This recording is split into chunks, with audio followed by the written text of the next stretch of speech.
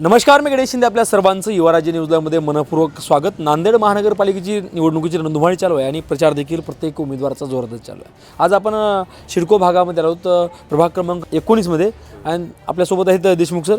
एकंदरीत सर, आज जर पाहायला गेलं नांदेडमध्ये तर बऱ्याच दिवसापूर्वी व्हायला पाहिजे, परंतु आज सध्या नांदेडमध्ये काँग्रेस आणि वंचितची युती झाली आहे आणि तुमचा प्रचार देखील चालू आहे. कशा प्रकारचा लोकांतून प्रतिसाद मिळतो, काय सांगाल? आम्ही काँग्रेस आणि वंचितची युती झाली त्यावेळेसच आम्हाला असं झालं की प्रभाग क्रमांक 19मध्ये आमचा विजय झाला. कारण लोकांचा भरभरून प्रतिसाद, उत्स्फूर्त प्रतिसाद आहे आणि लोकांमध्ये अशी भावना आहे की गेल्या वेळेस ज्या नगरसेवकांनी निष्क्रिय काम केलं तर ते त्यांना कंटाळलेत. आता नवीन चेहरा म्हणून आम्ही पुढं आलो, ते आम्हाला नक्कीच संधी देतील. नक्की. याचबरोबर आपल्या प्रभागामध्ये कोणकोणते काम अजून देखील विकासापासून वंचित आहे असं आपल्याला वाटतं? आमचा प्रभाग क्रमांक 19 हा जो भाग आहे, सिडको, भीमवाडी, रहीमपूर, वसरणी, कवठा, आसर्जन आणि धुमाळवाडी हा संपूर्ण विकासापासूनच वंचित आहे. पूर्ण कामं रखडलेले आहेत. त्याच्यात प्रथमतः दररोज नियमाने येणारं पाणी नाही, वेळेवर पाणी येत नाही. त्याचबरोबर अस्वच्छता, नाले साफ नाहीत, ड्रेनेज लाईन व्यवस्थित नाहीत, महिलांची सुरक्षा नाही, कुठेही CCTV नाहीत. ह्या सर्व समस्या आहेत. एकंदरीत पाहायला गेलं तर वंचितची आणि काँग्रेसची युती झाली, परंतु ही खरंच युती आहे का? आणि एकमेकाला वंचितचं मतदान काँग्रेस आणि काँग्रेसचं मतदान वंचितला असं होईल का? पॅनल टू पॅनल काय वाटते?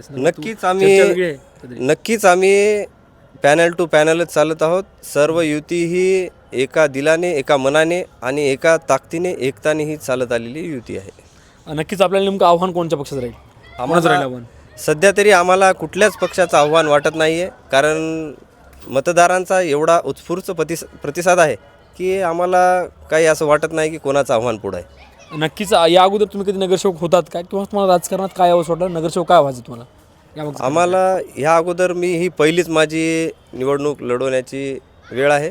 ह्या अगोदर कुठलीही आम्ही निवडणूक लढवलेली नाही आणि आम्हाला लोकांना काम घेऊन पुढं जायचं आहे, एक विजन घेऊन पुढं जायचं आहे आणि जनतेची सेवा करायची आहे. आम्हाला सत्ता खुर्ची ह्यासाठी आम्हाला राजकारण करायचं नाही आणि कोणीही करू नये. लोकांची सेवा केली पाहिजे, लोकांचे काम केले पाहिजे, त्याकरता आम्ही पुढं आलो. नक्कीच. सध्या पाहायला गेलं तर काँग्रेस आणि वंचितची आपली युती आहे. एकंदरीत आपली जरी महानगरपालिका सत्ता जरी आली नाही, आपण जर नगरसेवक झाला तर आपल्याकडं विजन काय असेल विकासाचं? काय करायचं तुम्हाला? मी अगोदरच सांगितलं आहे की प्रभाग क्रमांक 19 हा व्यवस्थेपासून आणि सुखसुविधांपासून पूर्ण कामं रखडलेली आहेत.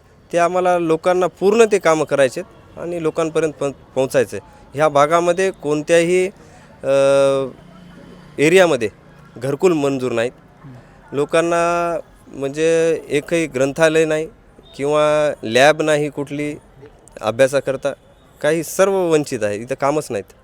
एकंदरीत पाहायला गेलं तर भाजपाचा फार मोठा वचननामा दिसतो, जाहीरनामा दिसतोय. याकडे आपण कसं पाहता मग? वचननामा हे फक्त कागदावर आहे. कुठलाही भाजपाचा कार्यकर्ता म्हणा, कोणीही एखादा नगरसेवक म्हणा, हे कुठंही कामं करण्यासाठी पुढं आलेले नाहीत. हे फक्त वचननामा ह्यांचा कागदावर आहे, ग्राउंडवर कोणीही नाही. आणि ही धनशक्ती आहे. आम्ही जनशक्ती आहोत.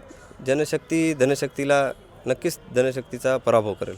नक्कीच. एकंदरीत पाहायला गेलं तर तुमच्या प्रभागामध्ये भाजप आणि शिवसेना शिंदे गटाची फार मोठी ताकद लागत चालली आहे. याकडे आपण कसं पाहता आणि याच्या ताकदीसमोर आपण टिकाल का? ते त्या परीनं ते ताकद लावत असतील, आम्हाला त्याची काय आणखी कल्पना नाही. पण आम्ही काँग्रेस आणि वंचित ही आमची ताकद नक्कीच दाखवून देऊ. त्यासोबत जाता संपूर्ण नागरिकांना, मतदारांना काय आवाहन कराल? मी प्रभाग क्रमांक 19च्या सर्व नागरिकांना, माता भगिनींना, सर्व युवा मतदारांना असंच नम्र आव्हान करेल की नवीन चेहरा आमचा पुढं आलेला आहे. आम्हाला ह्यांनी संधी द्यावी, युवकांना संधी द्यावी. अगोदरचे जे नगरसेवक होते तुम्ही पाहिलेत, आज त्यांनी काय विकास केलेला आहे. त्यामुळं त्यांनी येणाऱ्या 15 तारखेला काँग्रेस आणि वंचितच्या उमेदवाराला मतदान करून विजयी करावं, एवढीच मी नम्र आव्हान करतो. नक्कीच. धन्यवाद. हे होते देशमुख सर. आणि त्यासोबतच ह्या प्रभागात निवडणूक लढवतात. आजपर्यंत विकास झाला नाही असं त्यांची मागणी आहे आणि नवीन चेहऱ्याला संधी दिल्यानंतर विकास करू असं देखील ते म्हणाले. कॅमेरामॅन सचिनसोबत प्राध्यापक गणेश शिंदे, नांदेड.